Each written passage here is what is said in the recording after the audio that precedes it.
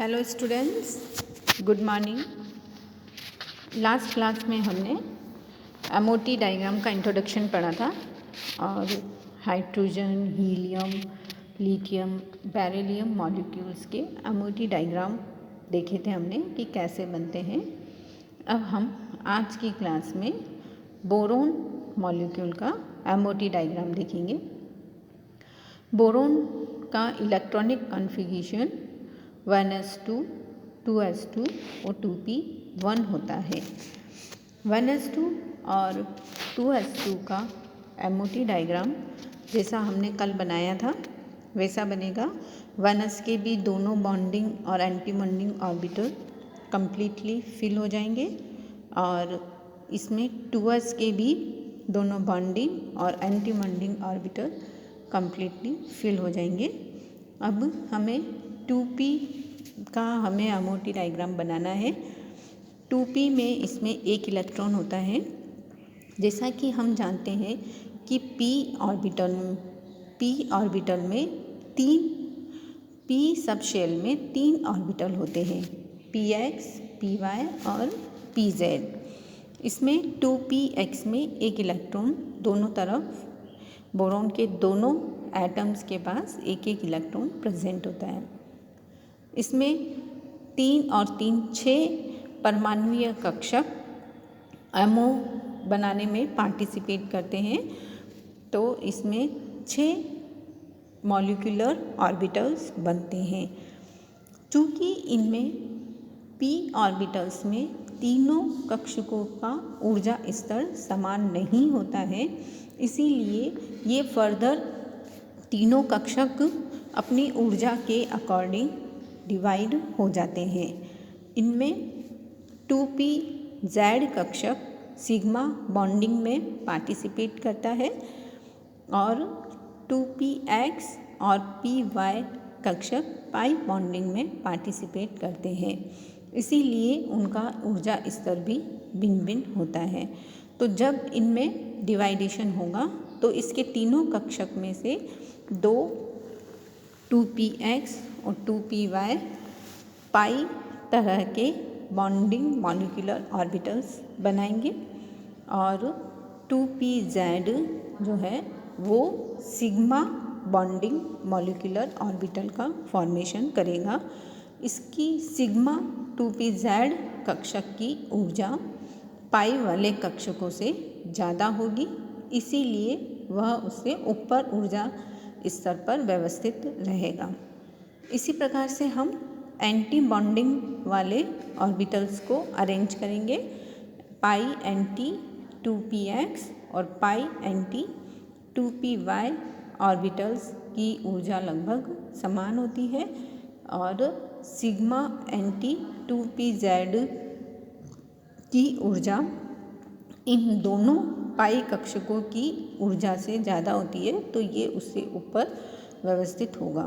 तो इस प्रकार से हम इसका एमओ डायग्राम आरेख देखते हैं, जहाँ पर हमने p सबशेल के सभी कक्षकों का एमओ डायग्राम के अकॉर्डिंग उन्हें व्यवस्थित कर रखा है। अब हम इसमें इलेक्ट्रॉन फिल करेंगे। टोटल हमारे पास 2 इलेक्ट्रॉन्स हैं। उन 2 इलेक्ट्रॉन्स को पहले हम निम्न ऊर्जा वाले कक्षकों में भरेंगे। तो इसमें दोनों इलेक्ट्रॉन जो है वो px और py में फिल हो जाते हैं। क्योंकि बोरोन के पास अयुग्मित इलेक्ट्रॉन है तो ये पैरामैग्नेटिक नेचर का होगा, मतलब अनुचुंबकीय प्रवृत्ति प्रदर्शित करेगा और इसका कुछ ना कुछ चुंबकीय आघूर्ण का मान होगा। इसका हम बंध क्रम निकालते हैं। तो बंध क्रम निकालने के लिए हम 1s और 2s कक्षक के इलेक्ट्रॉनों का योग नहीं करेंगे, क्योंकि उसमें बॉन्डिंग और एंटी बॉन्डिंग दोनों कक्षकों में बराबर इलेक्ट्रॉन होते हैं जो कि निरस्त हो जाते हैं। तो हम देखते हैं कि इसके पाई एमओ ऑर्बिटल्स में 2 इलेक्ट्रॉन होते हैं, तो इसमें हम 2 - 0/2 करेंगे तो इसका बॉन्ड ऑर्डर 1 आ जाएगा। तो हम इसके आधार पर कह सकते हैं कि बोरोन के 2 एटम्स के बीच में एक बॉन्ड ऑर्डर होता है। तो इस प्रकार से हम बोरोन अणु का आणविक ऊर्जा स्तर आरेख बनाते हैं। अब इसके आगे हम कार्बन मॉलिक्यूल का देखते हैं। कार्बन का इलेक्ट्रॉनिक कॉन्फ़िगरेशन 1s2, 2s2 और 2p2 होता है, अर्थात बोरोन से एक इलेक्ट्रॉन इसमें ज़्यादा होता है। तो इसमें जो हम इसका ऊर्जा स्तर आरेख बनाएंगे 2s तक वैसा ही बनेगा। p कक्षकों का भी विभाजन हमने जैसा बोरोन मॉलिक्यूल में किया था, पाई बॉन्डिंग ऑर्बिटल्स नीचे आ जाएंगे और सिग्मा बॉन्डिंग ऑर्बिटल उसके ऊपर रहेगा। और इसी प्रकार से पाई एंटी और सिग्मा एंटी ऑर्बिटल्स को हम व्यवस्थित करेंगे। अब हम देखते हैं कि दो कार्बन एटम को मिलाकर इनके पास टोटल 4 इलेक्ट्रॉन्स होते हैं। इन 4 इलेक्ट्रॉन्स को हम इन मॉलिक्यूलर ऑर्बिटल्स में फिल करेंगे। तो हम इनको हुंड के नियम के अनुसार फिल करेंगे। पहले हम निम्न ऊर्जा स्तर वाले कक्षकों में इलेक्ट्रॉन भरेंगे, तो चारों इलेक्ट्रॉन जो हैं वो पाई ऑर्बिटल में फिल हो जाते हैं। अब हम इसका बंध क्रम निकालेंगे। तो हम इसका बंध क्रम निकालते हैं, तो इसमें 4 - 0/2 से हम निकालते हैं, तो इसका बॉन्ड ऑर्डर 2 आता है। इसका मतलब कार्बन और कार्बन के बीच में डबल बॉन्ड का फॉर्मेशन होता है।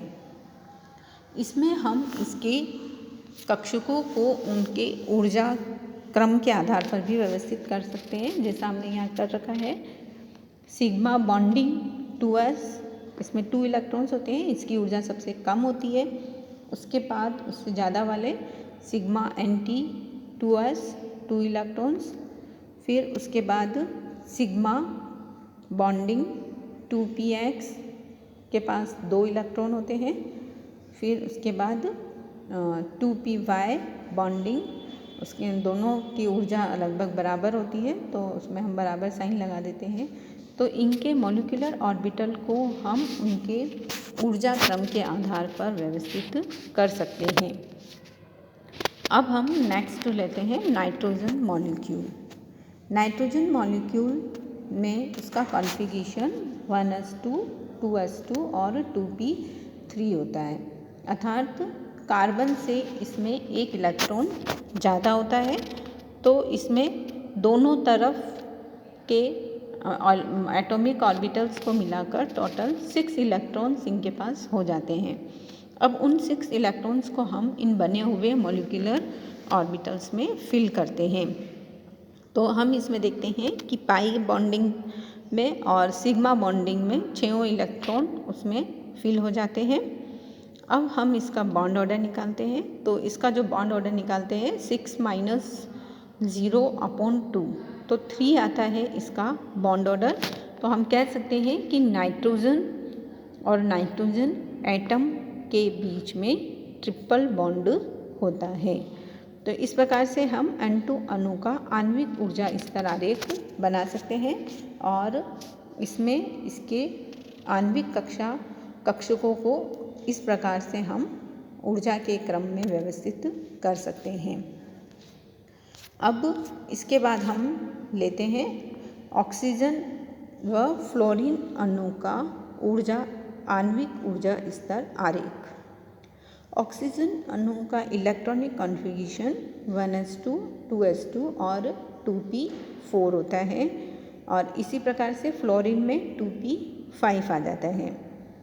इन अणुओं में एक विशेष बात होती है, इन अणुओं में sp कक्षकों के अतिव्यापन के दौरान जो इनकी अंतर क्रिया होती है उनमें 2s और 2p कक्षकों में ऊर्जा में अधिक अंतर नहीं होता है, अतः इनमें सिग्मा 2p बंधी कक्षक जो होता है वो पाई 2p बंधी कक्षक से कम ऊर्जा का और स्थायी हो जाता है। तो जब हम इसका ऊर्जा स्तर आरेख बनाते हैं ऑक्सीजन मॉलिक्यूल का, तो इसमें सिग्मा बॉन्डिंग 2pz कक्षक नीचे आ जाता है क्योंकि वो कम ऊर्जा का हो जाता है, और पाई बॉन्डिंग 2px और पाई बॉन्डिंग 2py कक्षक ऊपर चले जाते हैं, इनकी ऊर्जा सिग्मा वाले से अधिक हो जाती है। तो ये जो अंतर होता है वो हमारे ऑक्सीजन मॉलिक्यूल से होता है। ऑक्सीजन, फ्लोरीन और नियॉन तीनों में होता है। अब हम इसमें बस इसमें सिर्फ इतना ही डिफरेंस होता है जब हम इनका आणविक ऊर्जा स्तर आरेख बनाते हैं तो बाकी इनका आरेख पहले जैसा ही बनता है। अब ऑक्सीजन के दोनों एटम के पास टोटल कितने इलेक्ट्रॉन हो गए? 8 इलेक्ट्रॉन हो जाते हैं, जिन्हें हम हुंड के नियम के अनुसार फिल करते हैं। तो उसमें निम्न ऊर्जा से हम भरना स्टार्ट करते हैं तो नीचे 6 इलेक्ट्रॉन उसमें बॉन्डिंग ऑर्बिटल्स में आ जाते हैं और 2 इलेक्ट्रॉन इसमें हायर ऊर्जा वाले एंटी बॉन्डिंग ऑर्बिटल्स में आते हैं। अब हम इसमें इसका बॉन्ड ऑर्डर निकालते हैं तो 6 - 2/2 अर्थात उसको सॉल्व करने पर हमारे बॉन्ड ऑर्डर जो आता है वो 2 आता है। तो हम ये कह सकते हैं कि ऑक्सीजन और ऑक्सीजन एटम के बीच में डबल बॉन्ड होता है और इसी के आधार पर हम इनके ऊर्जा आणविक कक्षकों के ऊर्जा स्तर को भी निम्न प्रकार से निरूपण कर सकते हैं। सेम जब हम फ्लोरीन अणु का मोटी डायग्राम बनाते हैं तो उसमें भी इसी प्रकार से कक्षकों का विभाजन होता है जैसा कि ऑक्सीजन में हुआ था। इसमें भी सिग्मा 2pz बॉन्डिंग कक्षक नीचे आएगा और पाई कक्षक ऊपर आएगा। अब हम इसमें इलेक्ट्रॉन फिल करते हैं तो इनके पास दोनों एटम को मिलाकर टोटल 10 इलेक्ट्रॉन्स होते हैं। तो इसमें ऊपर वाले दोनों पाई एंटी ऑर्बिटल्स भी कम्प्लीटली फिल्ड हो जाते हैं। तो हम ये कह सकते हैं कि इसमें एक भी अयुग्मित इलेक्ट्रॉन नहीं होता है, अतः यह डायमैग्नेटिक नेचर के होते हैं। और जब हम इसका बॉन्ड ऑर्डर निकालते हैं तो इनका बॉन्ड ऑर्डर 1 आता है, अतः F2 मॉलिक्यूल के बीच में सिंगल बॉन्ड ऑर्डर होता है।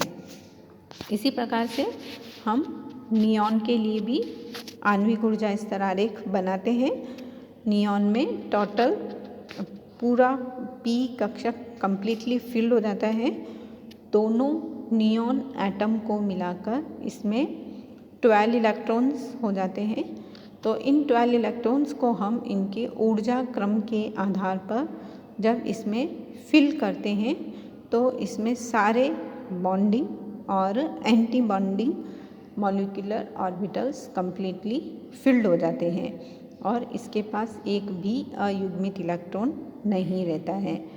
और जब हम इसका बॉन्ड ऑर्डर निकालते हैं तो नियॉन का बॉन्ड ऑर्डर 0 आता है। सो हम कह सकते हैं कि नियॉन के मॉलिक्यूल का कोई भी अस्तित्व नहीं होता है क्योंकि इसमें बॉन्ड ऑर्डर 0 आता है। तो नियॉन के आणविक कक्षकों को हम उसी प्रकार से इनके ऊर्जा स्तर के क्रम के आधार पर व्यवस्थित कर सकते हैं।